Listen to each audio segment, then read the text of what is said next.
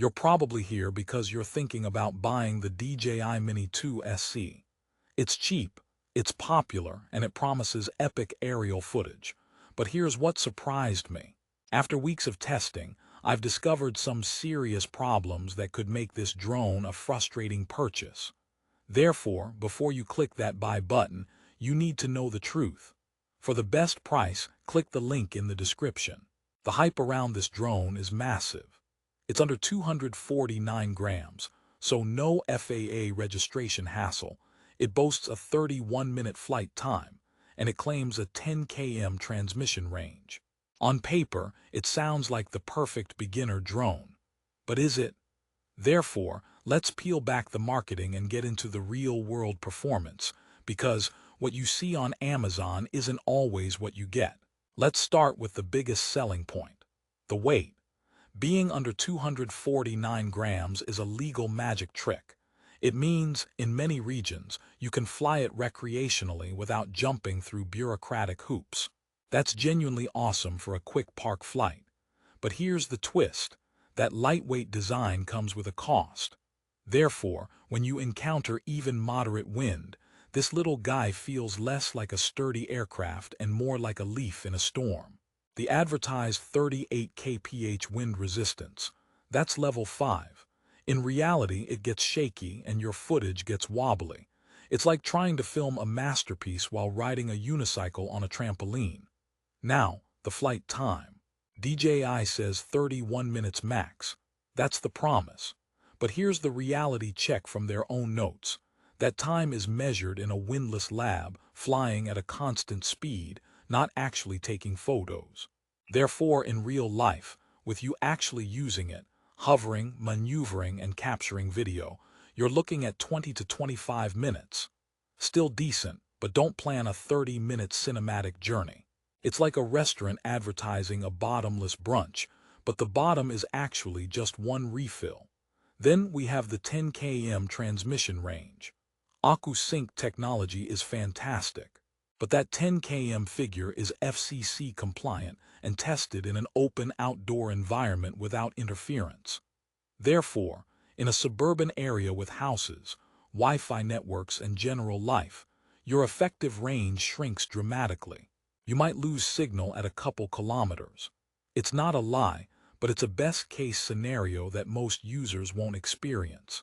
It's like buying a car advertised for its top speed of 200 mph, but you only ever drive in city traffic. Let's talk about the camera. The Mini 2 SE captures 2.7K video. It's not the 4K of its more expensive siblings. For beginners, that's probably fine. But here's a problem many overlook: the lack of advanced camera controls. Therefore, if you want to grow as a creator, you'll quickly feel limited. No manual shutter speed or ISO adjustments in the app for photos. It's designed for point-and-shoot simplicity, which is great at first, but can become a creative cage. It's like learning to paint, but only being given a single brush and 2 colors. The DJI Fly app is your control center.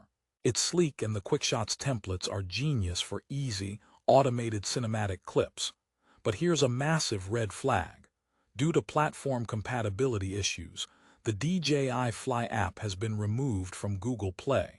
Therefore, you must go to the DJI official website to download it. This is a hurdle for Android users and a sign of potential software instability. It's the first step in using your new drone, and it's already an awkward dance.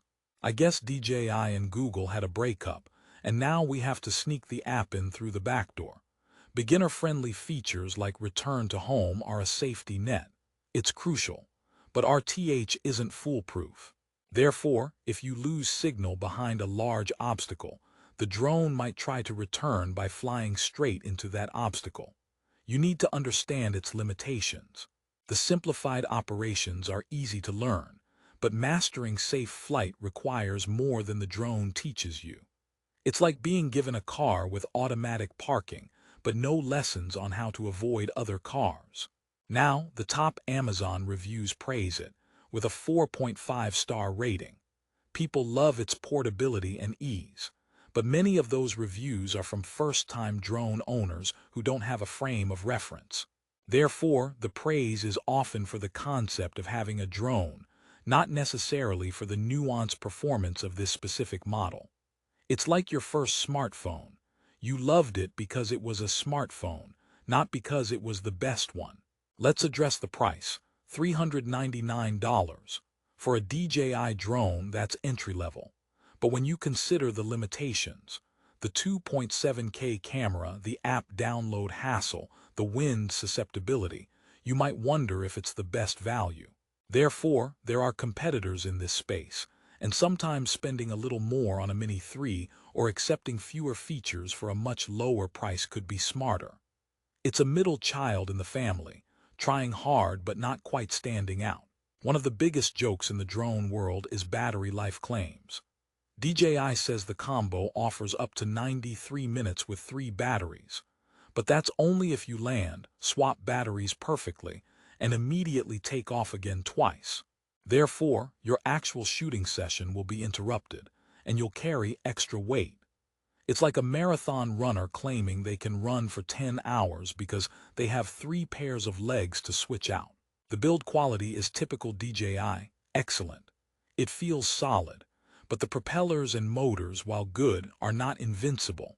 Therefore, a minor crash or even a rough landing can mean replacements. And because it's so light, it feels more fragile than heavier drones. It's a tough little cookie, but a cookie can still crumble. Storage is another point. It uses a microSD card, which is standard. But the drone itself doesn't have internal storage. Therefore, if you forget to put a card in, you fly a whole session capturing nothing. It's a simple mistake with heartbreaking results. I've done it.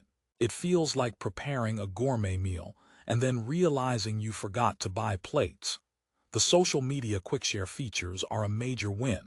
The app can generate edited videos with music automatically, but the templates are fixed. Therefore, your creativity is funneled into a few paths. After a dozen flights, you might crave more control over your edits.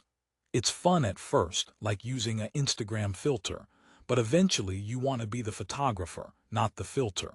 So after this deep dive, what's the resolution? Should you buy the DJI Mini 2 SE? It depends. Therefore, if you are an absolute beginner who values legal simplicity and portability above all else, and you just want to have fun capturing basic aerial shots without a deep learning curve, this drone can work. But you must accept its limits. The camera, the wind performance, the app situation, and the real-world battery and range. For someone with more ambition, or who wants better image quality and more robust features, this might be a stepping stone you'll quickly want to step past. Therefore, consider your budget and your goals. The problems aren't fatal, but they are significant compromises. It's not a bad drone. It's a drone with a very specific, and perhaps narrow, ideal user. Ultimately, my honest review boils down to this. The DJI Mini 2 SE is a gateway drug into the drone world.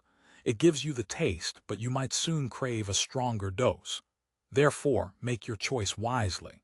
If you've decided this is the one for you, I've done the legwork to find the best deal. For the best price on Amazon for the DJI Mini Thai letter E40, Thai letter E2B, Thai letter E25, Thai letter E32, Thai letter E19, Thai letter E35 Mini 2 SE. Click the link in the description below. Thanks for watching and fly safe.